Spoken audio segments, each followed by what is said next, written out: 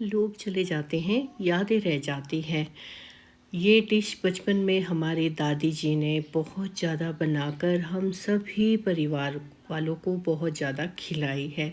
तो आज मैं मुझे मेरी दादी जी की बहुत याद आई। तो उन्होंने जो भी ये डिश हमें बनाकर खिलाई थी, आज मैंने वही बनाई खुद के लिए। तो इसको बोलते हैं हम अपनी भाषा में लौटी या चौकाटी। आप लोग अपनी भाषा में क्या बोलते हैं? कमेंट में ज़रूर बताना। ये आटे के घोल से बनाई जाती है और घी के साथ खाई जाती है। तो मैं बाहर बरामदे में खड़ी नहा धोकर निकली जब कंघी करने के लिए, तो मेरी नज़र रास्ते में पड़ी। रास्ते में हमारे जो घर के पास से रास्ता गुज़रता है, उसकी बैक साइड में पीछे को जो ये ग्रीन नेट नज़र आ रही है, इसमें लगा हुआ है एक सेब का पौधा जो कि काफ़ी बड़ा हो चुका है। हम हमेशा ही देखते हैं इसमें कभी सेब नहीं लगते। पिछली बार लगे थे थोड़े से, इस बार तो बिल्कुल भी नहीं है। तो धूप लगी थी आज बहुत ही अच्छी, बहुत अच्छा मौसम था। तो अपने कंघी वंगी करने के बाद मैं आ गई हूँ किचन में। जो डिश मुझे मेरी दादी जी ने सिखाई थी और खिलाई थी, उसी को ही बनाने के लिए। तो मैंने थोड़ा सा आटा लिया है, एक मेंबर के हिसाब से मैं बना रही हूँ, और हल्का सा इसमें नमक डाल रही हूँ, चुटकी भर। इसमें तेज़ नमक बिल्कुल भी अच्छा नहीं लगता है, बिल्कुल ज़रा सा थोड़ा सा नमक डालना पड़ता है।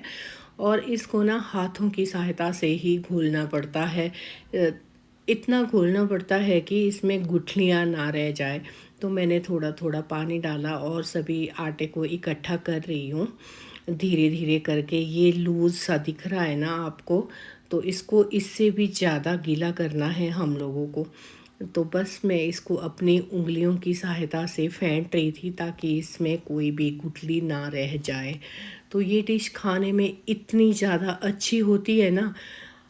मैं अपनी शादी के बाद इसको फ़र्स्ट टाइम बनाकर खा रही हूँ क्योंकि मुझे मेरी दादी जी की याद आई। तो याद आई उनके हाथ की बनी हुई ये लौटी और घी। वो बहुत ज़्यादा बनाकर खिलाते थे हमें। मुझे लगा मुझे भी ट्राई करना चाहिए आज, क्योंकि जो डिश भी उन्होंने बनाई और सिखाई थी हम लोगों को, हमने कभी भी वो ट्राई नहीं किया था। तो आज मन कर गया, तो इसीलिए मैं इसको बना रही हूँ।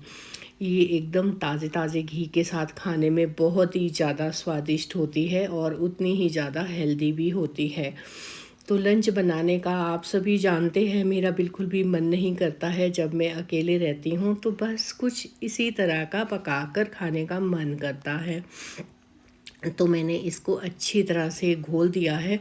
उधर मैंने गैस पर रख दिया था तवा भी गर्म होने के लिए। आंच एकदम सिम रखी थी, पर जब तक ये आटा अच्छी तरह से ना फेंट जाए, इसको मैं हाथ की सहायता से ऐसे ही फेंटती रहूँगी जब तक कि ये एकदम सॉफ्ट बैटर तैयार ना हो। तो बस बहुत ज़्यादा मिस किया है आज अपनी दादी को। बहुत टाइम हो गया है हम लोगों से दूर हुए हुए उनको। होता है ना, इंसान जब चला जाता है तो अपनी यादें पीछे छोड़ जाता है।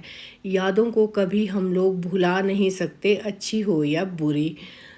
तो अब मेरी ज़िंदगी में दो ही, जो दादी और मेरी सासू माँ, मतलब कि आज तक जो भी दो बुज़ुर्ग लोग थी, उनसे मुझे बहुत ज़्यादा प्यार था। मुझे अपनी सासू माँ से भी बहुत ज़्यादा प्यार था और अपनी दादी से भी।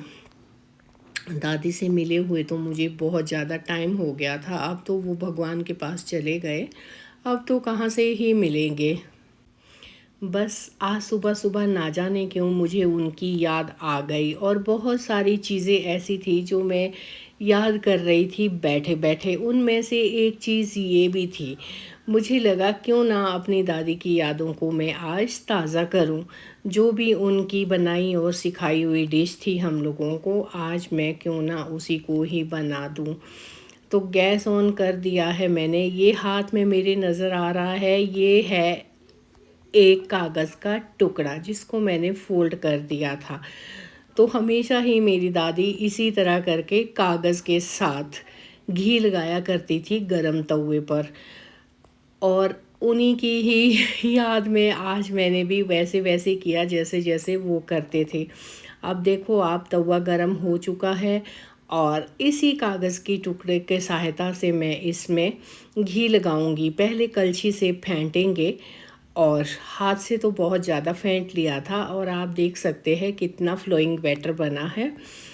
तो अब इस कागज़ के टुकड़े में मैं लगाऊंगी थोड़ा सा घी। आप चाहो तो ब्रश की सहायता से और कॉटन की सहायता से भी लगा सकते हो, पर मुझे लगाना था इसी कागज़ से क्योंकि मेरी दादी हमेशा ऐसे ही बनाती थी।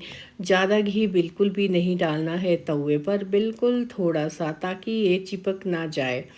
तो मैंने धीरे धीरे करके, बड़ा तवा है मेरा इसलिए मेरी 4 लौटियाँ आई है इस पे। तो बस एक एक करके मैं तवे के ऊपर चारों ही बहुत अच्छी तरह से डालती हूँ और सिम आंच पर इसको पकने देती हूँ। ऊपर से चम्मच की सहायता से थोड़ा थोड़ा सा घी और डालती हूँ ताकि ये बिल्कुल ड्राई ना हो। थोड़ा थोड़ा घी लगाना पड़ता है, ज़्यादा घी लगाने की इसमें बिल्कुल भी ज़रूरत नहीं है। अगर आपका तवा नॉन स्टिक है तो उस पर तो बहुत ही अच्छी तरह से बनेगी, और मेरा तवा नॉन स्टिक नहीं है तो आपको नज़र आ रही है धीरे धीरे करके पक रही है और ड्राई हो रही है, इसीलिए मैं इस पर थोड़ा सा घी और लगा लूँगी ताकि ये एकदम सूखी ना बने। खाने में इतनी अच्छी है ना फ्रेंड्स, आप बनाकर ज़रूर खाना और मुझे बताना कि आपके ये लौटी है या चौकट्टी, क्या बोलते हैं आप सभी इसको अपनी भाषा में, तो मुझे कमेंट में ज़रूर बताना। इसको सिर्फ़ और सिर्फ घी के साथ ही खाया जा सकता है, आप चाहो तो दही के साथ भी खा सकते हो। दही में इतना अच्छा फ्लेवर नहीं आता है इसके साथ खाने में, पर जो घी के साथ खाने में मज़ा है ना, वाओ क्या कहना। तो मैंने बनाई थी 4, क्योंकि 4 गिनने में तो बहुत ज़्यादा लग रही है पर खाने में इतनी ज़्यादा नहीं है, क्योंकि 4 तो मेरे लिए ठीक है मेरे शरीर के हिसाब से, और ज़्यादा मोटी भी नहीं है ये, एकदम पतली पतली है। तो मैंने अपनी थाली सजा दी है घी और लौटी के साथ। तो मैं तो इंजॉय कर रही हूँ अपना घी लौटी या घी चौकट्टी। तो आज मेरा लंच तो घी और चौकट्टी के साथ ही शुरू हुआ है। आप लोगों ने लंच में क्या बनाया है और आप इस डिश को क्या बोलते हैं अपनी भाषा में, ये भी कमेंट में ज़रूर बताना। तो एंजॉय एवरीवन, राधे राधे।